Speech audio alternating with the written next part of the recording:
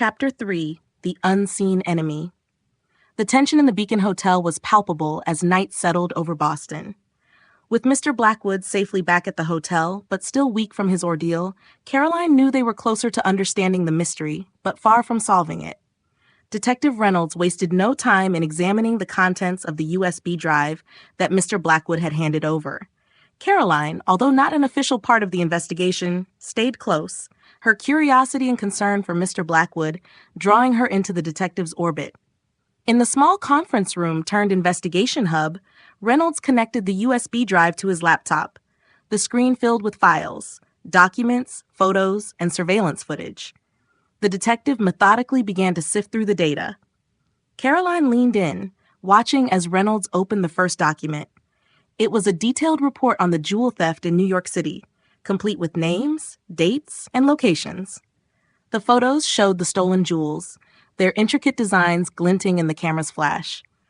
"What's the connection to Boston?" Caroline asked, unable to contain her curiosity. Reynolds paused, studying a map on the screen. "It looks like the jewels were transported here last week. Several high-profile figures in the city might be involved, either as buyers or intermediaries." Caroline's eyes widened. "Do you think someone at the hotel is involved?" "It's possible," Reynolds admitted. "Mr. Blackwood's note suggests he suspected someone close. We need to be very careful." The following morning, Mr. Blackwood, still recovering, requested to speak with Caroline and Reynolds. They met in his suite, where he sat in an armchair, a blanket draped over his shoulders. "Thank you for rescuing me," he began, his voice hoarse but steady. "I've been tracking this syndicate for months. The jewel theft was just one of their many operations. They use luxury hotels to conduct their business discreetly." Caroline listened intently. "Why the Beacon Hotel?" "Because it's renowned for its discretion and high-profile clientele," Blackwood explained. "They blend in easily and use the hotel's reputation to cover their tracks." Reynolds nodded. "We found blueprints for high-security vaults at the warehouse. What can you tell us about that?" Blackwood sighed. "They're planning another heist. A bigger one. The jewels were a test run. Their next target is a collection of rare artifacts being transported to a museum in Washington, D.C. They plan to intercept the shipment next month." As they discussed the details, Caroline couldn't shake the feeling of being watched. She glanced around the suite, her eyes landing on a decorative mirror. An idea struck her. "Mr. Blackwood, could they be monitoring us?" she asked, pointing to the mirror. He followed her gaze and nodded. "It's possible they have the resources to install surveillance equipment." Reynolds stood up. "We need to sweep the hotel for bugs. If they're watching us, they'll know we're onto them." A thorough search of Mr. Blackwood's suite and the surrounding areas revealed several hidden cameras and listening devices. Reynolds and his team dismantled them, ensuring their conversations would remain private. With the hotel now secure, they devised a plan to thwart the syndicate's next move.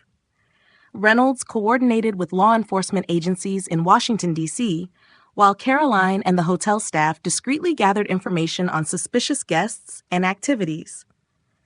Caroline's keen observation skills proved invaluable.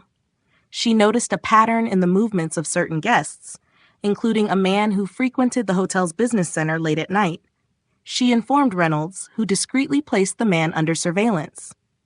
As the days passed, the pieces of the puzzle began to fall into place. They identified several members of the syndicate posing as guests and staff. With each revelation, the scope of the conspiracy became clearer. One evening, as Caroline was walking through the lobby, she overheard a conversation that made her blood run cold. Two men, speaking in hushed tones, mentioned a rendezvous point and a shipment scheduled for tomorrow night. She quickly relayed the information to Reynolds. "I think they're planning to move the jewels tomorrow. We need to act fast." Reynolds nodded, his expression grim. "We'll set a trap, but we need to ensure the safety of the guests and staff. This operation needs to be swift and precise." As they prepared for the showdown, Caroline couldn't help but feel a mix of fear and determination. The safety of the hotel and its reputation were on the line, but more importantly, so was justice.